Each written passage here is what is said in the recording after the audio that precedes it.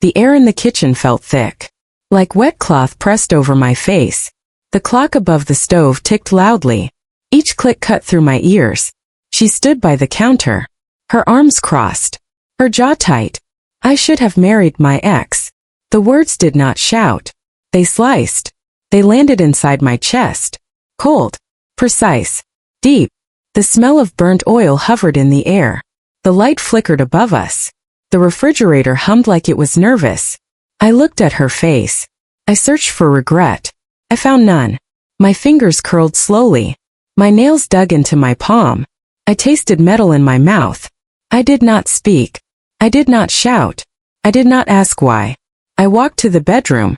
Each step felt heavier than the last. The carpet felt rough under my bare feet, like sandpaper scraping my skin. I opened the closet. The hinges creaked softly. I pulled out the old black duffel bag. The zipper screeched as I opened it. I packed a few clothes, a toothbrush, my phone charger. She watched from the hallway, silent. Her eyes followed my hands, her face unreadable. I walked past her.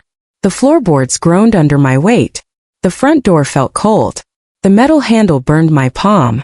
I opened it. The night air rushed in. Cold, sharp, clean. I stepped outside. The door closed behind me. The lock clicked. The street was quiet. Too quiet. A dog barked somewhere far away. A car engine died in the distance. I walked without a destination. My breath fogged in front of me. The pavement felt endless, like a long dark tunnel. I reached my car, opened the door. The seat was cold. The steering wheel felt slippery. I sat in silence, listening to my heartbeat. Fast, uneven, loud.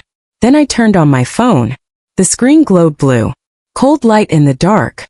I opened the folder, hidden behind an ordinary calculator app. Inside were timestamps, photos, voice clips, records of late-night calls, deleted messages recovered, hotel receipts, shared locations, her location, his location, same place, same nights. I stared at the screen. My hands stopped shaking. My breathing slowed. I already knew, but now I had proof. I started the engine. The headlights cut through the darkness, and I drove back. Not to beg, not to argue, but to finish what she started. I parked outside the house. The windows were dark. No movement. No sound. I stepped out of the car. The gravel crunched under my shoes. The front door was unlocked. I stepped inside. The air smelled different. Familiar. But wrong. The living room light was off. The shadows sat heavy on the walls. I heard voices. Low. Male. Coming from the bedroom. My chest tightened. My jaw locked. I stepped closer. Each step slow. Careful. Quiet. The door was slightly open. A thin line of light spilled across the floor. I leaned forward. I saw them. Her. Him. His hand on her waist. Her fingers in his hair. The room felt like it was spinning. But I stayed still. I lifted my phone. I pressed record. No shaking. No sound. Just proof. The bed creaked softly. The wall clock ticked loudly. They did not notice me. Minutes passed like slow drops of water. Then I stepped back. Silently. I left the house again. This time slower. This time calmer. I sat in the car and sent everything. To her mother. To her father. To her brother. I turned on my phone screen and watched the read receipts appear. One by one. Then I sent it to him. His name saved in my phone. From old records. From old searches. I turned off the engine and waited. Inside the house, lights turned on. One by one. Her silhouette rushed across the curtains. Her phone started ringing. Again. Again. Again. I could see her shadow pacing. Fast. Wild. The front door flew open. She stepped outside. Barefoot. Hair messy. Face pale.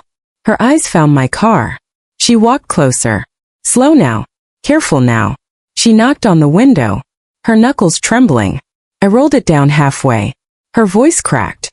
You saw everything. I said nothing. Her breath came fast. Her hands shook. She whispered. You were not supposed to find out like this. The night air grew colder. The wind pushed through the trees. And then her phone rang again in her hand.